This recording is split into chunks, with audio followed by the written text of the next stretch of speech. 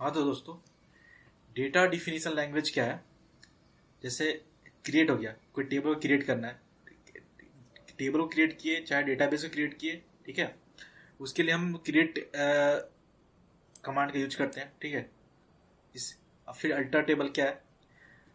जैसे कि आप देखो, ये क्रिएट स्ट्रक्चर में क्रिएट डेटाबेस टेम, ये कमांड क्या हुआ, हमारा एक डेटाबेस क्रिएट कर देगा, ठीक है।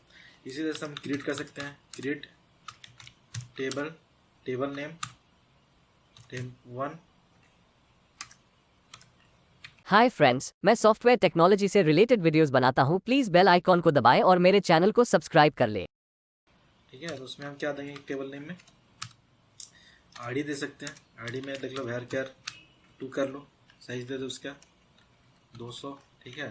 एक दे दो नेम, वेर केयर 2 दे दो, साइज दे दो उसका 100, ठीक है।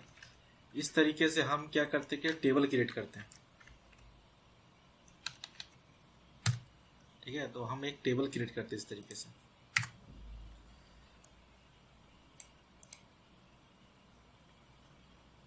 ये ऑलरेडी एग्जिस्ट करता है, तो हम दे दें 1 2 3 4 ऐसे दे दो टेबल का नाम। ये टेबल क्रिएट हो चुका है, ठीक है। तो इस तरीके से क्रिएट स्टेटमेंट का यूज करते हैं। फिर यहाँ देखो अल्टर टेबल है। अल्टर टेबल क्या है? इसी टेबल में हमें एक कॉलम ऐड करना है। अल्टर टेबल, टेबल नेम टेम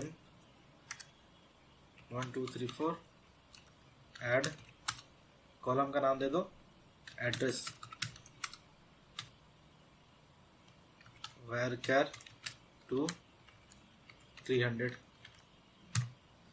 ठीक है। ये दे दो तुम टेबल नेम, ठीक है। ऐसे करने पे क्या होगा, एक टेबल में क्या होगा, ये एक कॉलम ऐड हो जाएगा, ठीक है।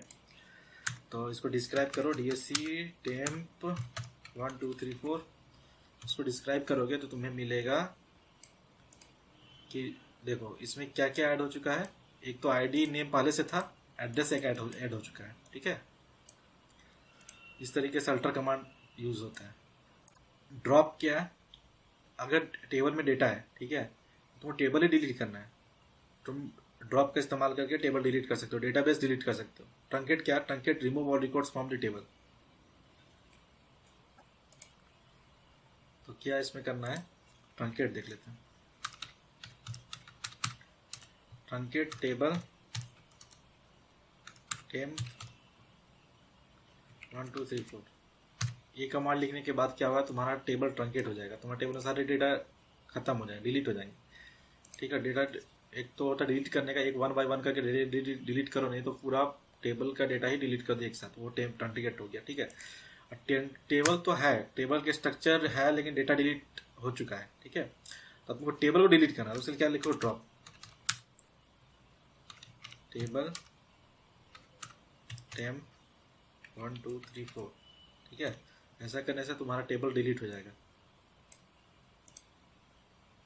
टेबल ड्रॉप हो गया। अब तुम डीएससी करोगे, स्टैम्प आएगा नहीं,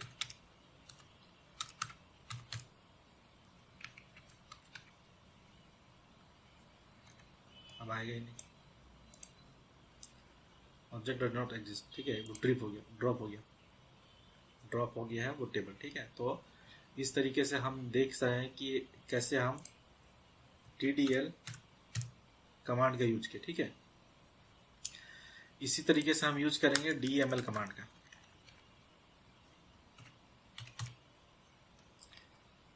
ये है डेटा मैनिपुलेशन लैंग्वेज। इसमें क्या होता है, इंसर्ट, अपडेट, डिलीट, ठीक है। तो आ जाओ DML कमांड में। ये क्या होता है, डेटा को मैनिपुलेट करता है। वो तो DDL क्या था, डेटा डेफिनेशन लैंग्वेज में, उसमें टेबल क्रिएट होता था, उसमें डेटाबेस क्रिएट होते थे, ठीक है। उसमें कोई मैनिपुलेशन नहीं होता था डेटाबेस के डेटा के अंदर में। डेटा बेस क्रिएट होते थे, उसका टेबल बनता था, वो क्रिएट करना था टेबल और डेटाबेस के लिए। तो DDL कमांड यूज करते हैं। DML कमांड वहां यूज करते हैं जहां पर हमें डेटा में मैनिपुलेशन करना होता है, ठीक है। तो ये सेलेक्ट हो गया, सेलेक्ट देख लो इसमें सिलेक्ट स्टेटमेंट हो गया, ये मर्ज स्टेटमेंट हो गया। तो ये सारे कॉल हो गया, एक्सप्लेन प्लान हो गया, ठीक है। इंसर्ट का क्या है, इंसर्ट का क्या है कि तुमने अगर मान लो कि ये टेबल क्रिएट किया, ठीक है, ये टेबल तुमने क्रिएट कर लिया, टेबल क्रिएट हो गया। अब तुम उस टेबल में इंसर्ट करना चाहते हो, जैसे कि टेम्प 1 2 3 4 क्रिएट हो गया, इसमें इंसर्ट करना, तो इंसर्ट इनटू टेम्प 1 2 3 4। इसमें क्या क्या कॉलम है, एक आईडी कॉलम है और एक नेम कॉलम है। वैल्यूज में क्या लिखोगे, ठीक है, इसमें वैल्यूज में लिखोगे तुम 1 2 3, जो भी आईडी दे दो, नेम दे दो राजेश,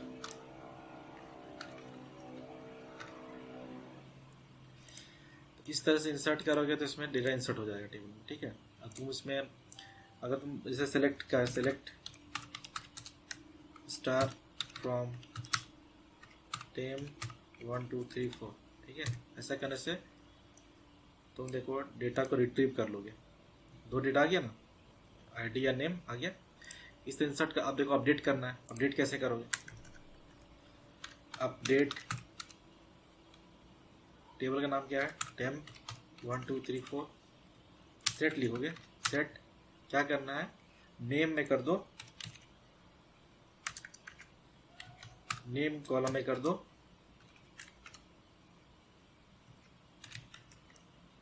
राजू, वेयर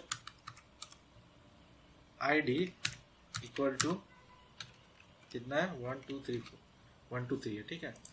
अब इसमें करने के बाद तुम्हारा क्या हो जाएगा, ये अपडेट हो गया। अब तुम सिलेक्ट चला के देखोगे तो वहाँ जहाँ राजेश था वहाँ राजू हो जाएगा, ठीक है, राजू हो गया, ठीक है। इस तरीके से अपडेट का इस्तेमाल करते हैं। डिलीट का क्या है, डिलीट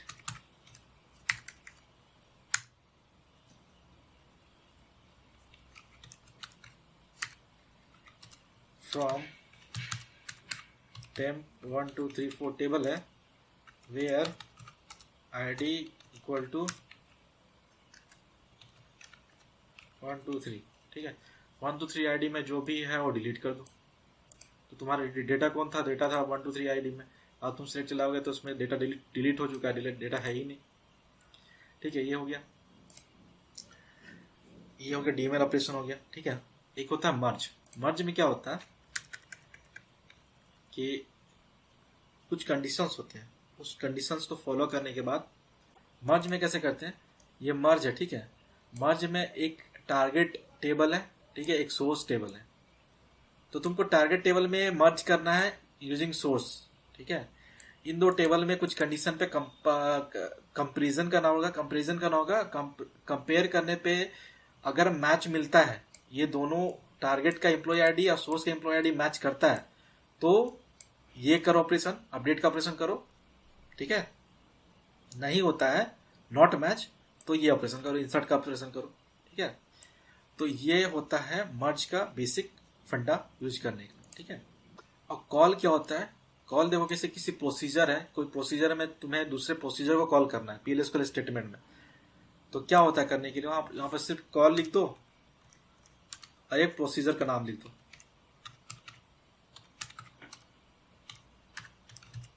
ठीक है। ऐसे सेमीकोलन लिख दो, प्रोसीजर नेम लिख दो, सेमीकोलन लिख दो। इससे क्या होगा कि तुम जब इसको रन करोगे प्रोसीजर अपने आप रन, अपने जैसे इस पॉइंट पे पहुंचेगा प्रोसीजर कर्सर, प्रोसीजर अपने आप तुम्हारा रन हो जाएगा। उसके लिए यूज होता है कॉल का, ठीक है। उसके बाद क्या होता है एक्सप्लेन प्लान। एक्सप्लेन प्लान क्या होता है, वो क्वेरी जब तुम लिखते हो तो जरूरी नहीं है कि जो तुम क्वेरी लिखे हो वो सिस्टम के हिसाब से सही है। बहुत बार किसी टेबल से डेटा फेच करने में प्रॉब्लम होती है, किसी टेबल में डेटा अपडेट करने में प्रॉब्लम होती है, ठीक है। तो उस सब चीज़ों को सॉर्ट करने के लिए एक्सप्लेन प्लान का यूज किया जाता है। टेबल, जब हमें किसी टेबल को लॉक करना होता है, जैसे कुछ डेटा हमारा इम्पोर्टेंट है, हम नहीं चाहते कोई डेटा कोई और रिट्राइव करे या कुछ करे, तो उसके लिए हम टेबल पे लॉक लगाते हैं, ठीक है, लॉक टेबल कमांड से। फिर है TCL कमांड, क्या है, transaction control language. Transaction control language क्या, commit roll back save point. Roll back commit क्या होता है, जब तुम इंसर्ट अपडेट डिलीट करते हो, कुछ भी तुमने डेटा मैनिपुलेशन किया, तो वहां पर कमिट लिख के तुम्हें क्या करना है, ये कमिट लिखना है और इसको चला देना है। इससे क्या होगा, तुम्हारा डेटा सेव हो जाएगा, ठीक है। और अगर तुम कमिट तुम सोच रहे हो कि तुमने डेटा गलत अपडेट कर दिया है, तो कमिट करने से पहले रोल बैक कर दो, रोल बैक कर दो, तुम्हारा डेटा रोल बैक हो जाएगा, ठीक है। लेकिन कमिट करने के बाद रोल बैक करने का कोई फायदा नहीं है, कमिट करने से पहले रोल बैक कर दो। सेव पॉइंट क्या होता है, अगर तुम कोई प्रोसीजर लिख रहे हो, मान लो कि तुमने 1 लाइन 2 लाइन लिख दिया, तीसरी लाइन में प्रॉब्लम आ गई, तो सेव पॉइंट लगा के रखो, एक ए बी सेव पॉइंट लगा के रखो। तो क्या होगा कि तुम्हारा प्रोसीजर अगर दूसरा लाइन पे चल चुका है, ठीक है, तीसरा लाइन में प्रॉब्लम आ रही है, तो वो प्रोसीजर दूसरा लाइन तक रिवर्ट होगा। सेव पॉइंट जो तुम दूसरा लाइन लगा के रखे वहां तक वो प्रोसीजर रिवर्ट हो जाएगा, बैक हो जाएगा। सारी चीजें बैक नहीं होगी, सारी चीजें रोल बैक नहीं होंगी। तुम्हारा बस लाइन 1 लाइन 2 लाइन 3 में प्रॉब्लम आ रहा है, लाइन 2 तक वो जाएगा। इसको ऐसे समझते हैं, जैसे कि ये तुम्हारा लाइन 1 है, ठीक है, तुम्हारा लाइन 1 है, ये लाइन 2 है, ये लाइन 3 है। इसमें मान लो कि इधर आ गया, ठीक है, तो यहाँ पर एक सेव पॉइंट लगा के रखो, सेव पॉइंट लगा के रखो ये, ठीक है। तो तुम roll back to save point यहाँ लिख देना। यहाँ पर अगर एक्सेप्शन आ जाए, कुछ भी आ जाए, यहाँ लिख दो roll back to save point. इतना लिख देने के बाद वो अपने आप रोल बैक कर जाएगा सेव पॉइंट के पास। ये कर दो, सेव पॉइंट के बाद रोल बैक कर जाएगा। ये प्रोसीजर में काम आते हैं, अभी एसक्यूएल में उतना काम इसका नहीं है। हाय फ्रेंड्स, मैं सॉफ्टवेयर टेक्नोलॉजी से रिलेटेड वीडियोस बनाता हूँ। प्लीज बेल आइकॉन को दबाएं और मेरे चैनल को सब्सक्राइब कर ले।